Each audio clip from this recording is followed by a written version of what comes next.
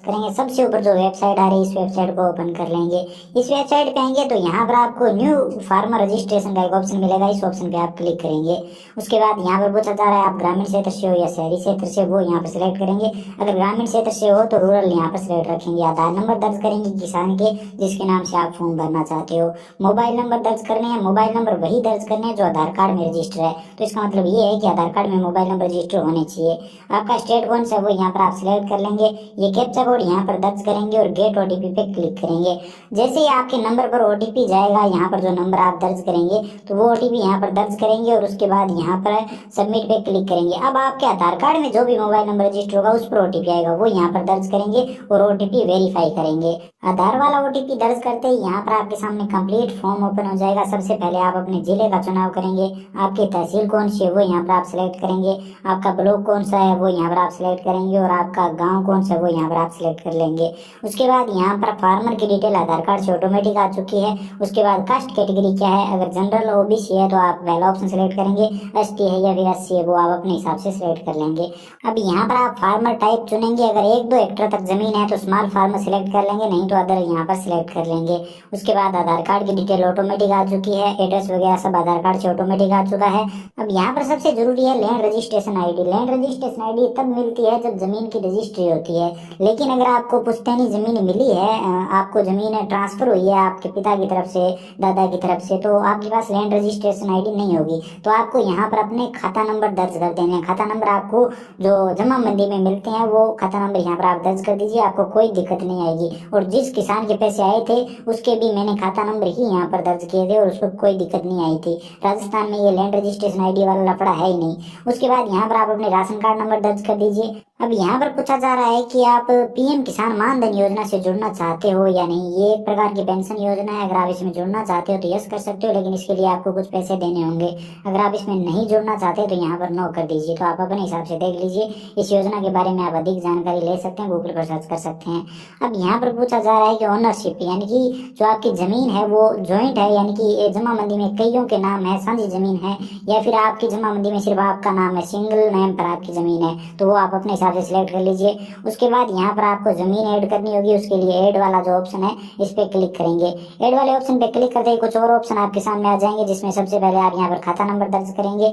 जो आपकी नई जमा मंदी हो उसके जो नए खाता नंबर हो वो यहाँ पर आप दर्ज करें। तो जमा मंदी में से देखकर यहाँ पर खाता नंबर दर्ज कर दीजिए। खसरा नंबर भी आपको जमा मंदी में मिल जाएंगे और यहाँ पर जमीन कितनी है वो यहाँ पर आप दर्ज कर दीजिए हेक्टर में। अब यहाँ पर आपसे लैंड ट्रांसफर स्टेटस पूछा जा रहा है कि आपको ये जमीन 1/2/2019 से पहले ट्रांसफर हुई है या फिर 1/2/2019 के बाद ट्रांसफर हुई है। वो चाहे किसी भी माध्यम से ट्रांसफर हुई हो, चाहे पति की डेथ के बाद आपको ट्रांसफर हुई हो, पिता की डेथ के बाद आपको ट्रांसफर हुई हो, विरासत में आपको ये जमीन मिली हो। ज्यादातर में यही रहता है विरासत वाला, तो आप अपने हिसाब से यहाँ पर देखकर सिलेक्ट कर लीजिए।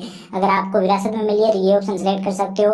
अगर आपने ये जमीन खरीदी है तो ये ऑप्शन सिलेक्ट कर सकते हो। गिफ्ट की है किसी ने तो ये ऑप्शन सिलेक्ट कर सकते हो। अगर आपको ये जमीन अलॉट हुई है तो आप लास्ट वाला ऑप्शन सिलेक्ट कर सकते हो। तो आप अपने हिसाब से सिलेक्ट कर लीजिए। उसके बाद ये जमीन जो है वो आपको कब ट्रांसफर हुई थी, चाहे किसी भी माध्यम से हुई हो, पिता से पति से, वो एक डेट यहाँ पर आप दर्ज कर दीजिए।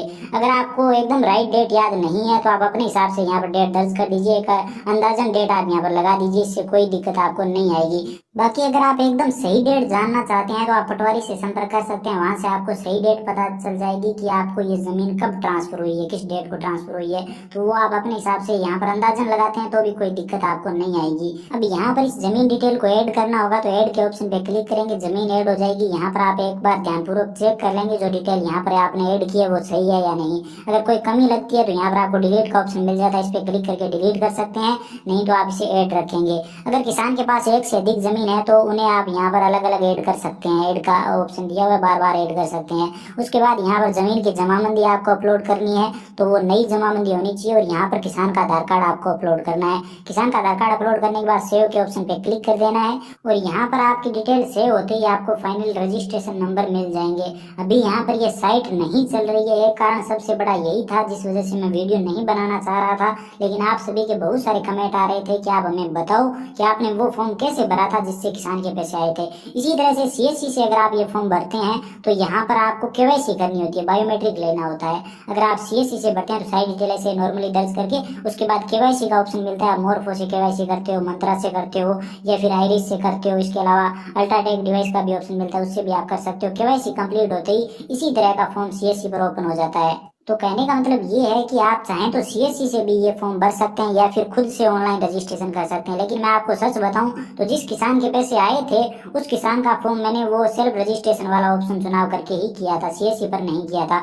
सीएससी पर एक किसान का रजिस्ट्रेशन किया था लेकिन उसके अभी तक पैसे नहीं आए हैं, ये सच है। तो आप चाहें तो खुद से रजिस्ट्रेशन जैसे मैंने पहले बताया वैसे रजिस्ट्रेशन कर सकते हैं। जब साइट चलेगी तो आपका फॉर्म सही से सबमिट हो जाएगा और आपका रजिस्ट्रेशन हो जाएगा। तो इस तरह से आप पीएम किसान सम्मान निधि योजना का फॉर्म भर सकते हैं। मैंने कंप्लीट तरीका आपको बता दिया है, यही तरीका है फॉर्म भरने का। लेकिन अभी साइट सही से नहीं चल रही है, एक सबसे बड़ा कारण ये था जिस वजह से मैं वीडियो नहीं बनाना चाह रहा था। लेकिन आप सभी ने इतने ज़्यादा कमेंट किए कि मुझे ये फाइनली वीडियो बनाना ही पड़ा। तो अभी आप देख लीजिए, इस तरह से आप ये फॉर्म भर सकते हैं और किसी भी किसान को